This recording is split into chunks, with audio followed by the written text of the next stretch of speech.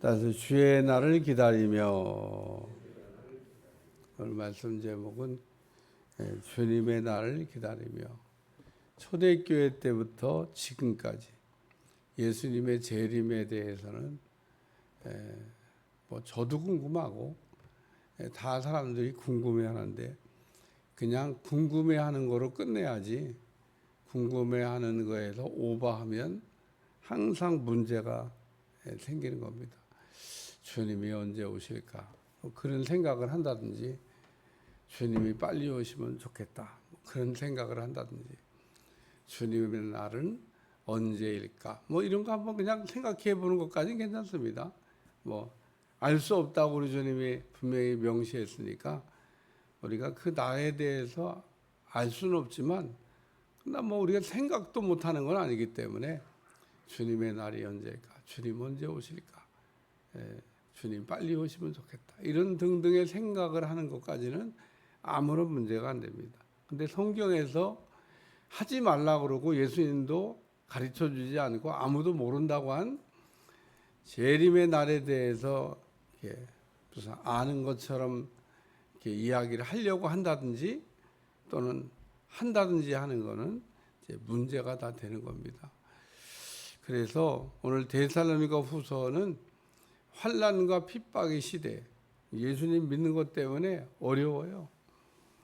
그냥 우리가 어렵다는 말로 그냥 간단히 얘기하기도 어려울 정도로 보통 어려운 게 아닙니다. 때로는 목숨을 잃어야 되고 내가 가진 모든 걸 다 잃어버려야 됩니다. 예수님 믿는 것 때문에. 안 믿으면 그러면 안 잃어버려도 돼. 어려움 안 받아도 돼요. 너무 간단합니다. 오늘날은 예수님 믿는다고 무슨 어려움이 오는 게 아닌데도 사람들이 안 믿는데, 예수님 믿는 것 때문에 자기의 재산상의 손실이 일어나고 사람들이 있는 데서 같이 공동으로 살 수가 없고, 그리고 또 때로는 목숨을 걸어야 되는 그런 상황에 예수님을 믿을까 말까. 그래도 오늘날 우리보다 훨씬 더 잘 믿었어요. 때로는 목숨을 잃기 위해서 그 형장에 끌려 들어가면서도 떨지 않고 믿음을 굳게 지키고, 그런 사람들을 우리가 뭐라고 하냐, 순교자라 그렇게 얘기합니다. 주님의 이름을 배반하지 않기 위해서 죽음까지도 불사하고, 우리가 한 번 났다가 뭐 한 번 죽는 거지 뭐 두 번 죽는 거냐. 그러나 영원히 우리를 그 불못에 집어넣어서 심판하실 하나님이 있다고 하는 것을 믿고 사는 게 중요합니다. 오늘 그 데살로니가 후서는 환난과 핍박의 시대에 주님의 날이 도래했다라고 거짓말하는 사람들을 경계하기 위해서 썼던 서신입니다. 그리고 또 그렇게 믿고 살던 사람들도 있었습니다. 오늘날도 뭐 그런 사람이 있습니다. 지금은 좀 잠잠해졌습니다만은, 다미 선교회가 주님의 재림의 날을 이렇게 아주 그냥 확정하고 전 세계 사람들한테 사기를 쳤죠. 모여있는 우리만 휴거한다. 그래서 예수님 믿는 사람들 가운데 제가 그때 떨지 말라고 해도 아주 덜덜덜 떤 사람들 많아요. 저희 모여있는 다미 선교회만 휴거하고 우리가 못 가면 어떡하나, 덜덜덜 떨으면서 밤을 지냈을 텐데 아무 일도 안 일어났어요. 꼭 갈멜산에서 850명의 거짓 선지자들이 불을 떨어뜨리기 위해서 난리를 친 것처럼 난리는 쳤는데 아무것도 안 일어났어요. 그래서 그 교주가 사기죄로 구속됐다 풀려난지 뭐 그런 복잡한 일이 있었습니다. 근데 뭐 그런 내놓고 이제 하다가 이제 그건 걸린 거고, 안 내놓고 하는 사기꾼들이 오늘날도 뭐 무수히 많습니다. 그런 사람들이 좋아하는 게 마태복음 24장, 요한계시록에 전 3년 반, 후 3년 반, 뭐 7년 대환란, 14만 4천 천년왕국, 이런 주제를 좋아합니다. 요한계시록 설교하면서 많이 다뤘습니다만은, 왜 그런 주제를 좋아하냐? 그게 재림의 날을 계산할 수 있는 근거가 되기 때문에 그런 거를 좋아합니다. 어쨌든 바울이 그 재림에 대한 말씀을 이렇게 정리해 줘야 될 필요가 있겠다 이런 생각이 들어서 데살로니가 성도들에게 재림을 이렇게 그 대한 말씀을 정리하고 있습니다.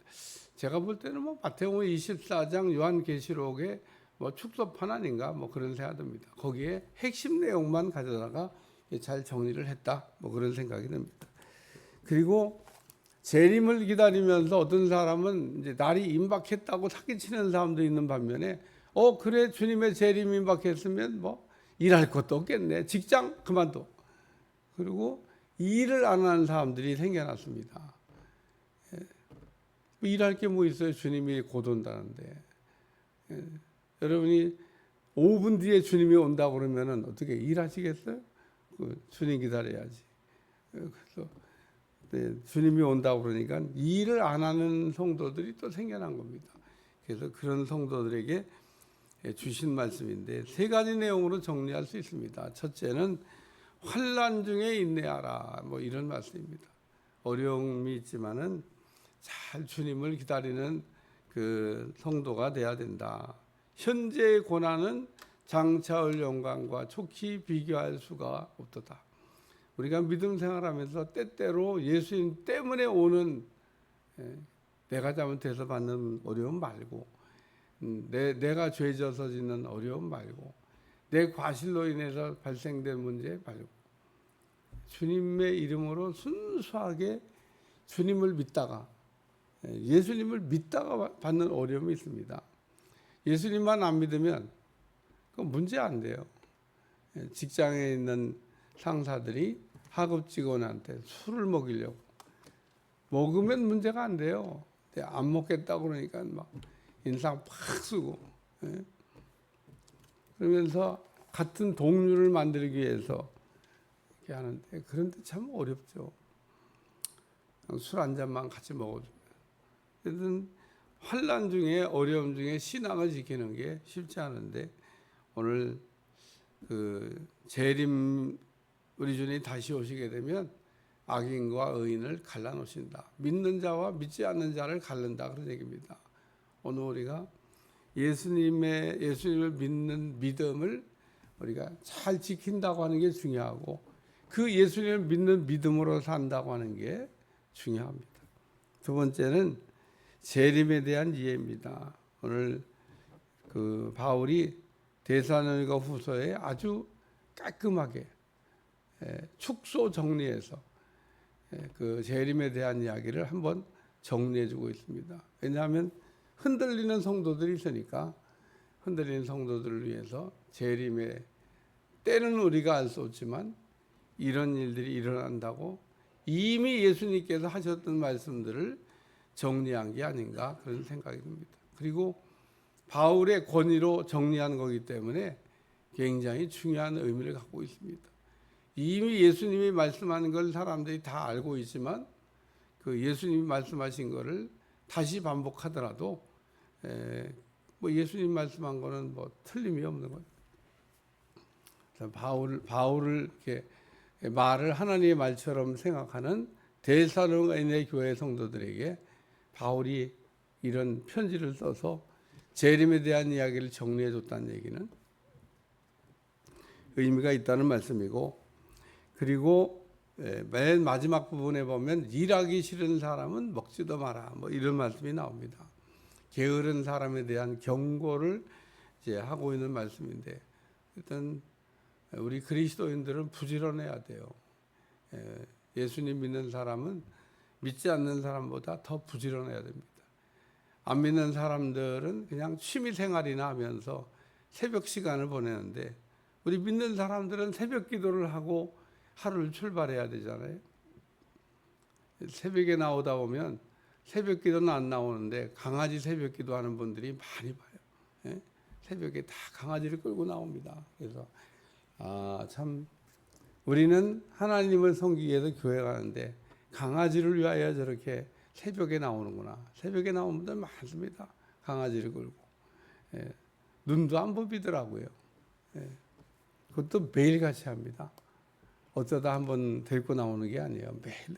그래서 제가 신기해요. 새벽에 저 시간에 교회 나와서 만약에 믿음 생활을 한다 그러면 얼마나 인생의 변화가 일어날까. 부지런하긴 한데 그 주님을 위하여 부지런한 게 아니라 강아지를 위하여 부지런한 분들. 우리가 이것도 해야 되고 저것도 해야 되지만 어떤 때는 선택을 해야 됩니다. 어떤 게 더 중요한가? 뭐가 더 귀중한 건가? 오늘날 한국에 애완견을 키우는 사람들이 무지무지 많다고 그러는데 그 무지무지 많은 분들이 다 새벽에 일어납니다.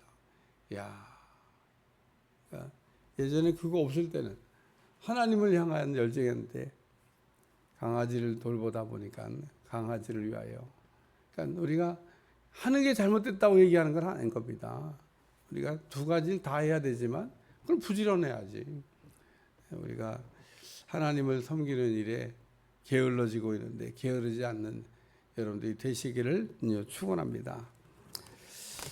기도하겠습니다. 하나님, 오늘부터 데살로니가 후서의 말씀을 우리가 생각하면서 은혜 받으려고 그러는데 주님을 위하여 받는 어려움도 잘 감내하게 도와주시고 주님을 잘 기다리게 도와주시고 지혜로운 다도처녀같이 주님 오시는 날 부끄럽지 않도록 주님을 맞이할 수 있도록 축복해 주시고 주님 오신 날까지 부지런할 수 있도록 도와주옵소서. 예수님의 이름으로 간절히 기도하옵나이다. 아멘.